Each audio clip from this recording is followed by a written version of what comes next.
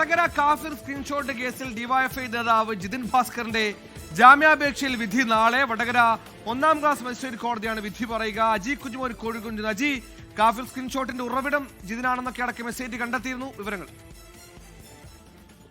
നാളെയാണ് ജിതിൻ ഭാസ്കറിന്റെ ജാമ്യാപേക്ഷ Vadakara 1ാം class magistrate കോടതി പരിഗണിക്കുന്നത്. ഇതിൽ സുപ്രധാനമായ ഒരു കാര്യം, ശക്തമായ വാദപ്രതിവാദമാണ് കോടതിയിൽ നടന്നത്. പ്രോസിക്യൂഷൻ പ്രധാനമായും വാദിച്ചത് ഈ ഡിജിറ്റൽ തെളിവുകൾ കണ്ടെത്താൻ കഴിഞ്ഞിട്ടില്ല, അതുകൊണ്ട് തന്നെ ജാമ്യം നൽകരുതെന്നൊരു ആവശ്യമാണ് പ്രോസിക്യൂഷൻ പ്രധാനമായും കോടതിയിൽ വാദിച്ചത്. അതേസമയം പ്രതിഭാഗം പ്രധാനമായും വാദിച്ച കാര്യമെന്ന് പറയുന്നത് ഈ ജിതിൻ ഭാസ്കറിന്റെ ഫോണടക്കം SIT സംഘം കസ്റ്റഡിയിൽ എടുത്തിട്ടുണ്ട്. അത് ഫോറൻസിക് പരിശോധനയ്ക്കടക്കം നൽകിയിട്ടുണ്ട്. അതുകൊണ്ട് തന്നെ തെളിവ് നശിപ്പിക്കാൻ യാതൊരു തരത്തിലുള്ള സാധ്യതയില്ല. മാത്രമല്ല 3 വർഷത്തിൽ താഴെ മാത്രം ലഭിക്കാവുന്ന ശിക്ഷയുള്ള കുറ്റം മാത്രമാണ് FIR-ൽ രേഖപ്പെടുത്തിയത്. അതുകൊണ്ട് തന്നെ ജാമ്യം നൽകണമെന്നാണ് പ്രതിഭാഗവും വാദിച്ചത്. ഏതായാലും ഈ ജാമ്യത്തിൽ മേലുള്ള വിധി പറയാൻ കോടതി നാളത്തേക്ക് മാറ്റിവെച്ചിരിക്കുകയാണ്. സുഹൈൽ.